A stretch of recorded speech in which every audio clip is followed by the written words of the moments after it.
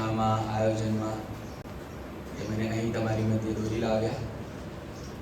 Original ડિઝાઇનમાં કંઈક એવું હતું કે મારે અહીં અને સાંકળિયા ફેશન વીકની સંગતો ચલાવવાની હતી, પરંતુ વ્યવસ્થામાં કંઈક એવું પરિવર્તન આવવાથી હું સાંજે તમારી મધ્યે આવી શક્યો નહીં.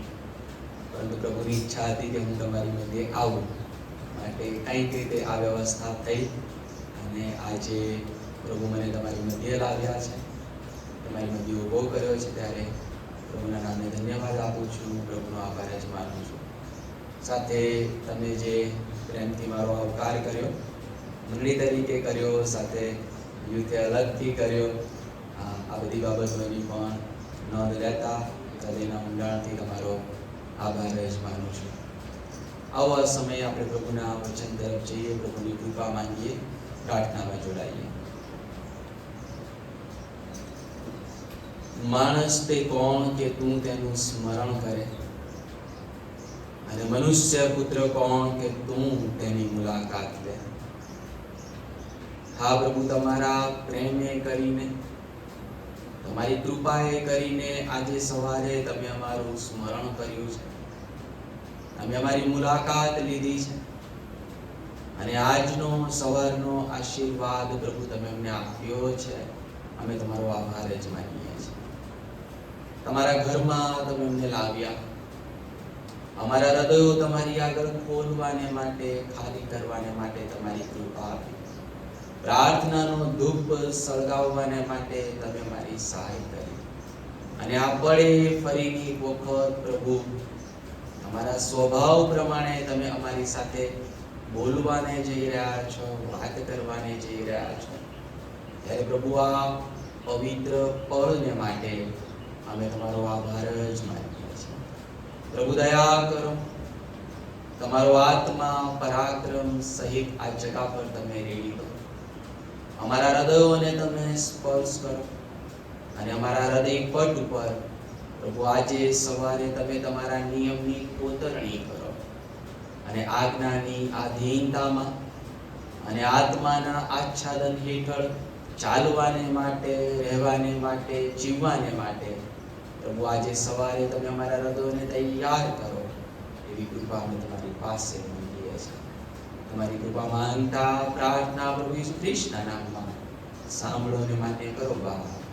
આમીન. જે વચન આજે સવારે આપણે વાંચ્યું માથેની લખેલી સુવાર્તા 27મા અધ્યાયમાંથી, એ બહુ જ જાણીતો એપિસોડ છે અને જાણીતું એવું વચન છે કે જ્યારે આપણે પ્રભુ ઈસુ ખ્રિસ્તને વધસ્તંભ ઉપર જોઈએ છીએ, અને પછી ત્યાં લખવામાં આવ્યું છે કે થોડા સમય માટે અંધકાર છવાય છે, બેઝિકલી 3 કલાકને માટે. અને પછી વધસ્તંભ ઉપર એકચ્યુઅલી ઈસુ 7 વાણી બોલે છે, અને કદાચ તમે ઘણા બધા સંદેશા પણ એ સંબંધી સાંભળ્યા હશે. અને એ 7 વાણીની જે વાત આવે છે, એમાંની એક વાણી અહીંયા નોંધવામાં આવી છે, લખવામાં આવી છે, એલી એલી લમા સબક્તની. એ જે બેઝિકલી જૂના કરારમાં જો તમે જુઓ તો ગીતશાસ્ત્રનું પુસ્તક છે, 22મું ગીત છે અને પહેલી કલમ છે. એટલે ગીતશાસ્ત્ર 22 અને 1માં ગીત કરતા દાઉદ એના જીવનના કોઈ એક ચોક્કસ તબક્કે એના હૃદયમાંથી એ શબ્દો નીકળે છે, હે મારા દેવ, તે મને કેમ તજી લીધો છે. એ જ શબ્દોનો ઉપયોગ ઈસુ નવા કરારમાં કરે છે, જ્યારે ઈસુ વધસ્તંભ ઉપર છે, હે મારા દેવ, તે મને કેમ તજી લીધો છે. એટલે એ જે અંધકાર 3 કલાક હતો, એ શું સૂચવે છે? જ્યારે એ અંધકાર છવાયેલો હતો ત્યારે બેઝિકલી શું બની રહ્યું? અને ઈસુ જ્યારે કહી રહ્યો છે કે હે બાપ, તે મને કેમ તજી લીધો છે, ત્યારે એની પાછળ કયો અર્થ સમાયેલો છે, કયો મિનિંગ સમાયેલો છે, એ આજે સવારે આપણે જોવા માંગીએ છીએ. સર્વપ્રથમ આપણે શરૂઆત કરવી પડે વાડીમાંથી, એડન વાડીમાંથી. ઈશ્વરે આદમને બનાવ્યો, ઈશ્વરે હવાને બનાવી, તેમને વાડીમાં મૂકે છે. ઉત્પત્તિ 2 અધ્યાયની વાત કરું છું. અને પછી ઈશ્વર બહુ સ્પષ્ટ શબ્દોમાં એમને કહે છે કે વાડીમાંના હરેક વૃક્ષનું ફળ તમારે ખાવું.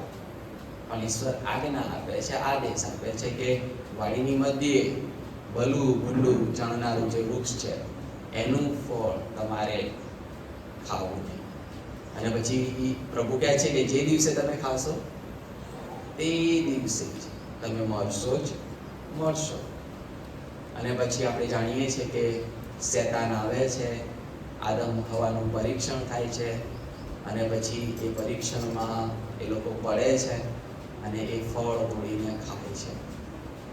અને ઘણી બધી વખત ઘણાને એવું લાગે કે એ તો ના મર્યા, હા ને, તું મરશે જ મરશે, પણ એ તો ના મર્યા.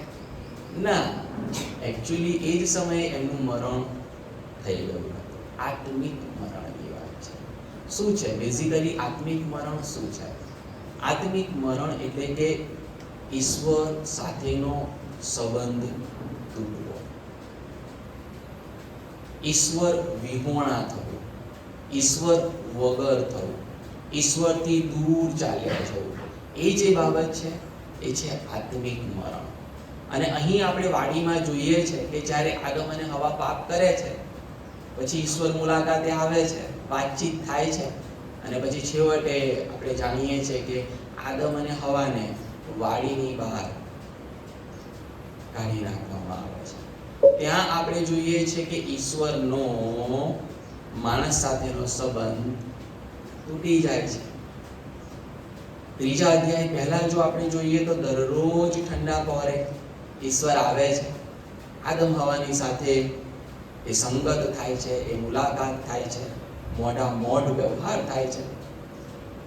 પણ જ્યારે પાપ થાય છે ત્યારે એ સંબંધ તૂટે છે, એ રિલેશનશિપ તૂટે છે, એ સંગત તૂટે છે. અને એ સંબંધ તૂટવો એ જ છે આત્મિક મરણ. અને માણસ જાતનું એ આત્મિક મરણ થાય છે, ઈશ્વર સાથેનો સંબંધ તૂટે છે. પણ પછી તમે જુઓ તો જૂના કરારમાં બહુ બધા ભવિષ્ય કથન કરવામાં આવ્યા પ્રભુ ઈસુ ખ્રિસ્ત માટે. પ્રભુ ઈસુ ખ્રિસ્તના જન્મ માટેના ભવિષ્ય કથન છે, પ્રભુ ઈસુ ખ્રિસ્તના મરણ સંબંધિતના ભવિષ્ય કથન છે, પ્રભુ ઈસુ ખ્રિસ્તના પુનરુત્થાન સંબંધિતના પણ ભવિષ્ય કથન છે. અને આવનાર જે રાજ્ય છે, મસીહનું જે રાજ છે, એ સંબંધિત પણ ભવિષ્ય કથનો જૂના કરારમાં કરવામાં આવેલા છે. સર્વપ્રથમ જો ભવિષ્ય કથન આપણે જોઈએ તો વાડીમાં જ કરવામાં આવ્યું કે જ્યારે એ પાપ થાય છે ત્યારે સુવાર્તા પ્રગટ કરવામાં આવી કે સ્ત્રીનો જે પુત્ર છે એ તારું માથું ચૂંટશે. અને સર્પને એવું કહેવામાં આવ્યું, શેતાનને એવું કહેવામાં આવ્યું. સ્ત્રીનો પુત્ર કોણ છે? સ્ત્રીનો પુત્ર પ્રભુ ઈસુ ખ્રિસ્તની વાત છે. ત્યાં ફરીને એક વખત તમે ધ્યાનથી વાંચો, પુરુષ અને સ્ત્રીનો પુત્ર નહીં, ધ્યાનથી વાંચો, સ્ત્રીનો પુત્ર. ઈસુ સ્ત્રીનો પુત્ર હતો. અને આપણે જાણીએ છીએ ચમત્કાર, પવિત્ર આત્મા દ્વારા ઈસુ ગર્ભે રહ્યા હતા, કુંવારી મરિયમના ઉદરે એ જન્મ્યા હતા, સ્ત્રીનો પુત્ર હતો. અને સ્ત્રીના પુત્રએ શેતાનને, સર્પને વધસ્તંભ ઉપર કચડ્યો, વધસ્તંભ ઉપર હરાવ્યો, એ બાબત આપણે જાણીએ છીએ. હવે આત્મિક મરણની જે આપણે વાત કરીએ છીએ, સંબંધ તૂટવાની જે આપણે વાત કરીએ છીએ, પછી એક દિવાલ આવી જાય છે, એક ચોક્કસ પ્રકારની દિવાલ આવી જાય છે. એ પછી જૂના કરારમાં ઈશ્વરનો માણસ સાથે સંબંધ છે, વ્યવહાર છે, પણ એ સંબંધ અને વ્યવહાર કેવો છે? તો વચ્ચે કંઈક છે, અડચણ છે. સમજો છો? વચ્ચે કંઈક અડચણ છે, વચ્ચે કંઈક દિવાલ છે.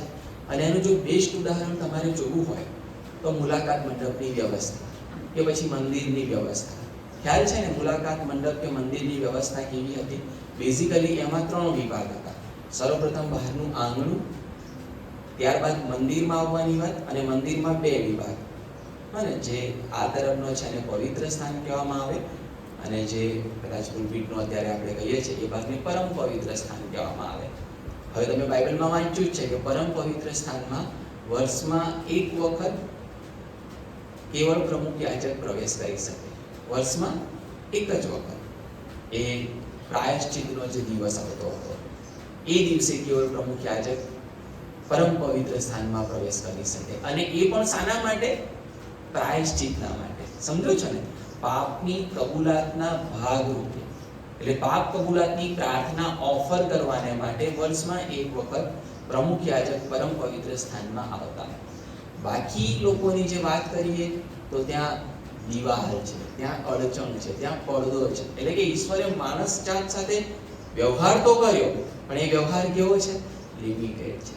અને માટે જો તમે જૂના કરારમાં જુઓ તો ઈશ્વરે અમુક પાત્રોને મધ્યસ્થ તરીકે વાપર્યા. મૂસાને મધ્યસ્થ તરીકે વાપરે છે, પ્રબોધકોને મધ્યસ્થ તરીકે વાપરે છે. હા, ઈશ્વર આખી પ્રજાની સાથે, લોકોની સાથે વ્યવહાર કરે છે, પણ કોઈકના મારફતે. ત્યાં દિવાલ આપણને જોવા મળે છે. અને જ્યારે આવી પરિસ્થિતિ હતી, જ્યારે એ સંબંધ તૂટેલો હતો, એ સંબંધ જ્યારે વિખેરાયેલો હતો, એ સંબંધ જ્યારે ભાંગેલો હતો, અને જ્યારે મનુષ્ય જાત એ આત્મિક મરણમાં હતી, એવા સમયે પ્રભુ ઈસુ ખ્રિસ્ત આ પૃથ્વી ઉપર આવે છે. શા માટે પ્રભુ ઈસુ ખ્રિસ્ત આ પૃથ્વી ઉપર આવે છે? બહુ સિમ્પલ સાદી વાત કરવામાં આવી છે. તેઓને જીવન મળે અને તે પુષ્કળ મળે માટે હું આવ્યો છું.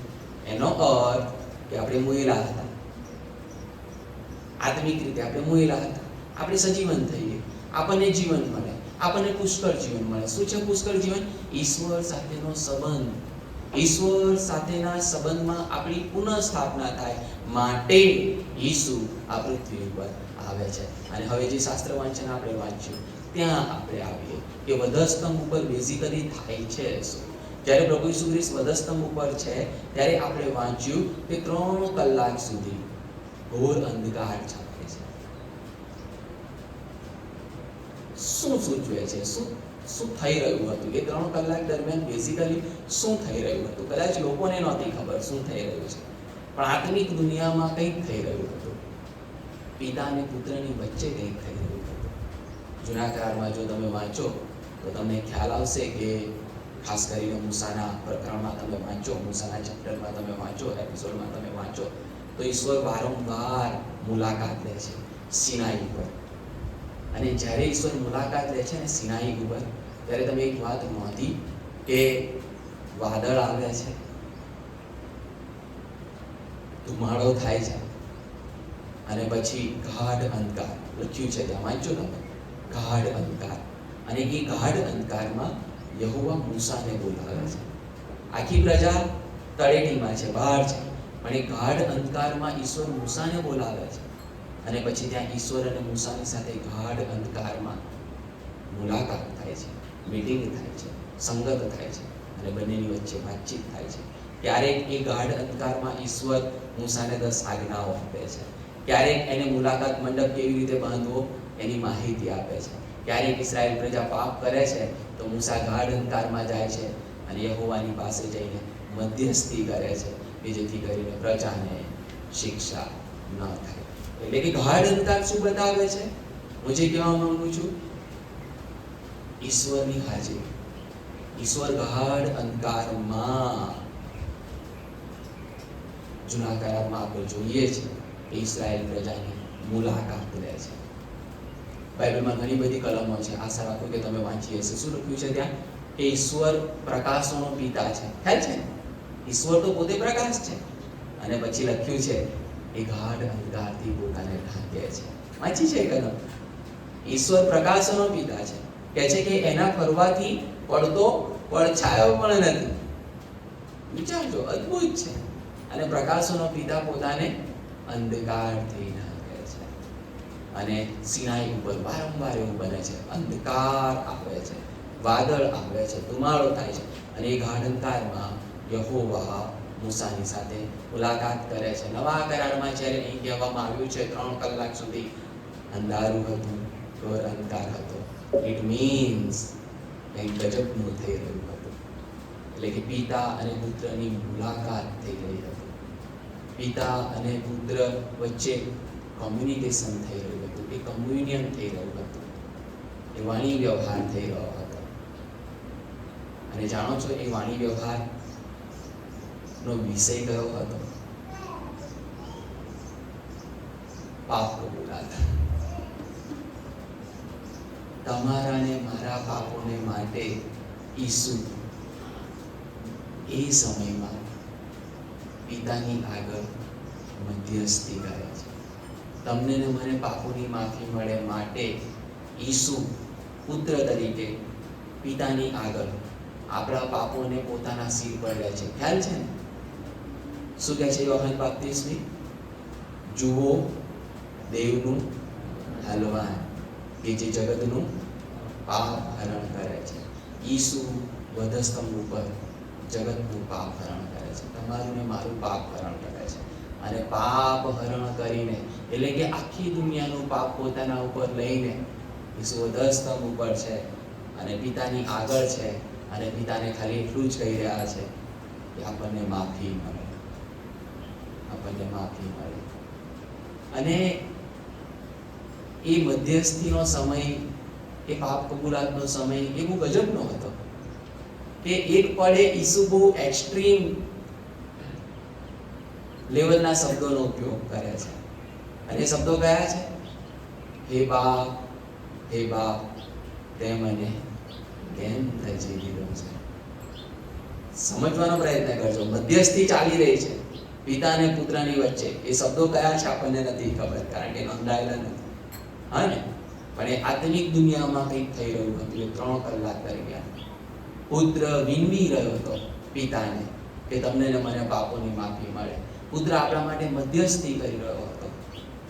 અને એ સમયગાળા દરમિયાન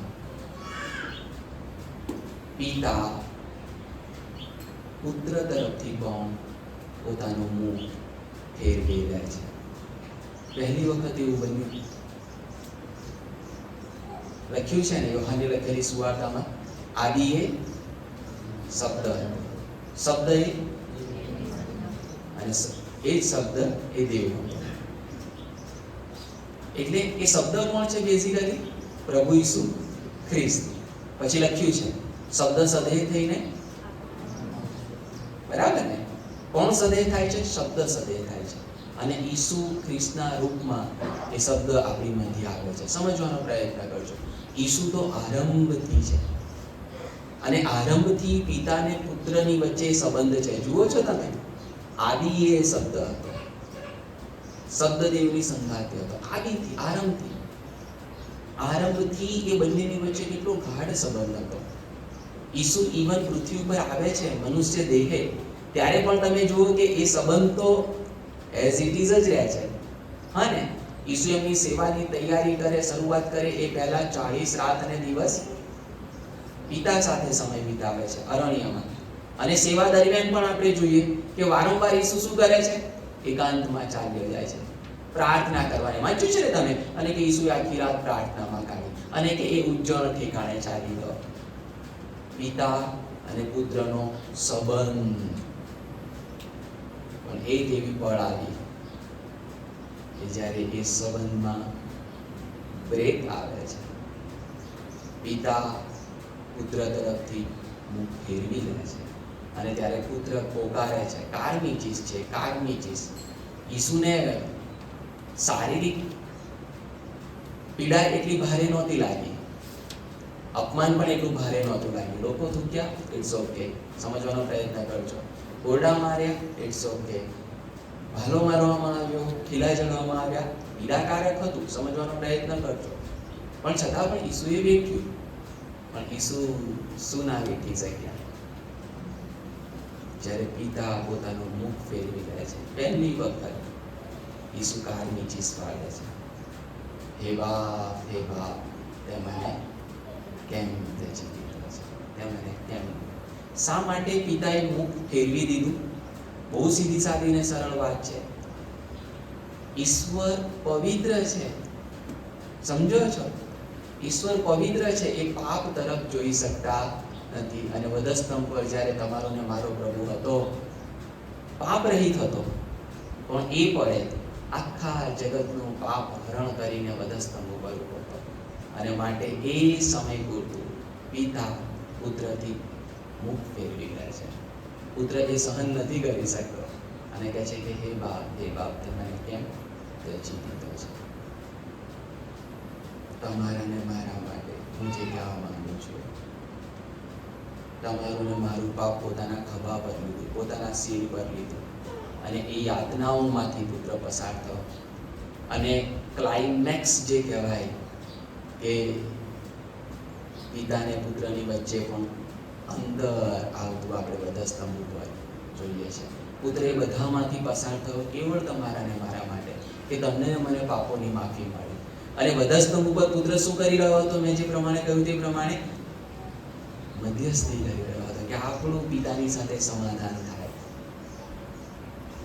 અને જાણો છો છેવટે શું થયું? છેવટે પુત્રની પ્રાર્થના સાંભળવામાં આવી. ખરું ને? પુત્રની પ્રાર્થના સાંભળવામાં આવી. એ 3 કલાક તો ગજબનું થયું. આપણી પાસે શબ્દો નથી બાઇબલમાં, એટલે આપણને ખ્યાલ નથી કે બેઝિકલી પિતા અને પુત્રની વચ્ચે કયો વાર્તાલાપ થયો. પણ એ બહુ જ ગજબનો વાર્તાલાપ હતો, કે જે તમારા ને મારા પાપો સંબંધિત હતો, પાપોની માફીને માટે હતો. એ મધ્યસ્થીની પ્રાર્થના ત્યાં ચાલી રહી હતી. એ પાપ કબૂલાતની પ્રાર્થના ચાલી રહી હતી. ઈસુ આપણા પાપોને હરણ કરીને ત્યાં ઊભો હતો. આપણા પાપોની માફીને માટે એ યાચના કરી રહ્યો હતો. એટલી યાતનામાંથી, પીડામાંથી પસાર થયા પછી આપણે જોઈએ છે પિતા પુત્રની પ્રાર્થના સાંભળે છે. ધરતીકંપ થાય છે ઈસુના મરણ પછી. હા ને? ઈસુ પ્રાણ છોડે છે, ધરતીકંપ થાય છે. પછી શું લખ્યું છે ત્યાં? મંદિરનો પડદો ચીરાઈ જાય છે. કેવી રીતે ચીરાય છે? આશા રાખું કે તમે જાણતા જ હશો, છતાં પણ થોડું રિપીટ કરીએ, રિવિઝન કરીએ. નીચેથી ઉપર તરફ નથી ચીરાતો. તમારા બાઇબલમાં ફરીને એક વખત ધ્યાનથી વાંચો. એ મહત્વનું છે માટે લખ્યું, નહીં તો ખાલી જો મહત્વનું ના હોત ને તો શું લખે? મંદિરનો પડદો ચીરાઈ ગયો. પણ ના, કંઈક છે ત્યાં, કંઈક મેસેજ છે ત્યાં. એટલે બહુ ડીપ માહિતી આપી છે. કેવી રીતે ચીરાયો? ઉપરથી નીચે ચીરાયો. મેં તમને હમણાં જ કહ્યું કે મંદિરની વ્યવસ્થામાં પડદો હતો, અને ઈશ્વર અને માણસની સાથે સંબંધ છે જૂના કરારમાં, પણ વચ્ચે શું છે? દિવાલ છે, વચ્ચે પડદો છે. અને હવે નવા કરારનો તમારો ને મારો મધ્યસ્થ પ્રભુ ઈસુ ખ્રિસ્ત જગતનું પાપ હરણ કરે છે, તમારું ને મારું પાપ હરણ કરે છે, પ્રાયશ્ચિત કરે છે, મધ્યસ્થી કરે છે. એની પ્રાર્થનાનો પ્રત્યુત્તર આપવામાં આવે છે. પિતા પોતે ઉપરથી એ પડદાને ચીરે છે. તમે ને હું આજે સીધા ઈશ્વરની પાસે જઈ શકીએ છીએ. હવે કોઈ મધ્યસ્થની જરૂર નથી, હવે કોઈ મીડિયેટરની જરૂર નથી, કારણ કે ઈસુ નવા કરારનો આપણો મધ્યસ્થ છે. અને માટે આપણે ખૂબ જ સરળતાથી અને સહજતાથી ઈશ્વરના સાનિધ્યમાં આવી શકીએ છીએ. એદનનો જે અનુભવ ગુમાવેલો ને, એ અનુભવને આપણે ફરી પાછો પ્રાપ્ત કરી શકીએ છીએ. શા માટે?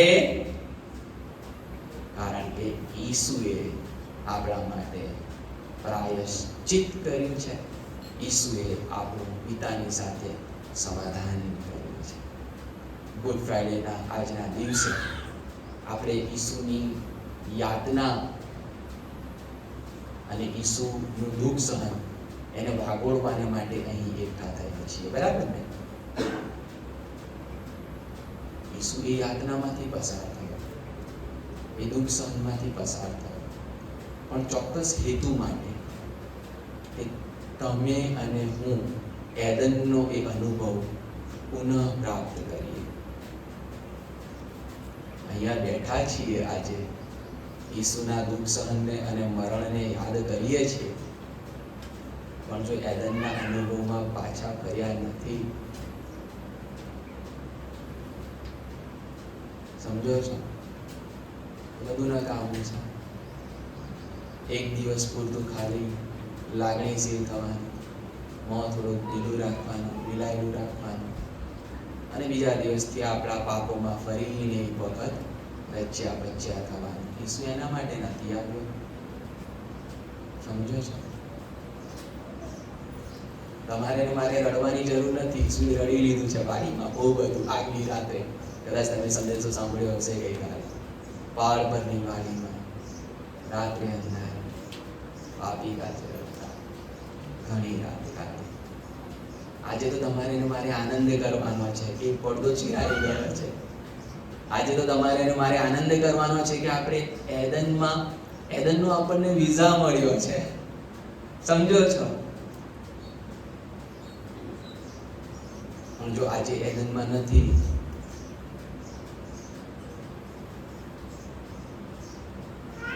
તો વધસ્તંભની વાત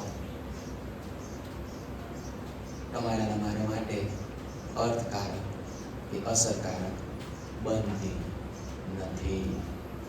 અને માટે છેવટે પૂરું કરતા એક સીધી સાદી ને સરળ વાત કરું છું, સાદી ભાષામાં બોલું છું. ક્યાં છો તમે? પડદો ચીરાઈ ગયો છે છતાંય બહાર છો. સમજો છો? તમે એન્ટર થઈ શકો છો પરમ પવિત્ર સ્થાનમાં, હજુય દૂર છો. એદનનો દરવાજો ખોલી નાખવામાં આવ્યો છે. ઈસુ શું કહે છે? હું બારણું છું. ખ્યાલ છે ને? યોહાનની લખેલી સુવાર્તા 10મો અધ્યાય. એ બારણું ખુલ્લું છે એદનમાં એન્ટર થવાને માટે. હજુય આપણે બહાર છીએ. અને જો બહાર છીએ તો આજે પ્રભુ ઈસુ ખ્રિસ્ત કહે છે કે માર્ગ તથા સત્ય તથા જીવન હું છું. મારા આશ્રય વિના બાપની પાસે કોઈ આવી શકતું નથી. ઈસુના આશ્રયથી આવો આજે સવારે આપણે બાપની પાસે પાછા આવીએ, પરમ પવિત્ર સ્થાનમાં પ્રવેશ કરીએ, એદનમાં પાછા ફરીએ અને જે એદનનો અનુભવ આપણે ગુમાવી દીધો હતો એને ફરીને એક વખત પુનઃ પ્રાપ્ત કરીએ. એ સંબંધની, ઈશ્વરની સાથેના સંબંધની આજે સવારે આપણે પુનઃ સ્થાપના કરીએ. પ્રભુ આપણને એમ કરવાને માટે કૃપા આપે,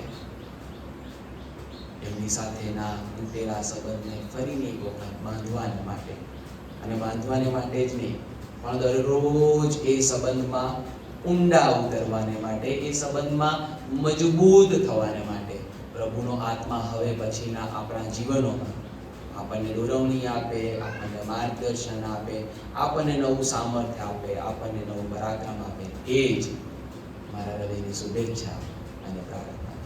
થેન્ક યુ.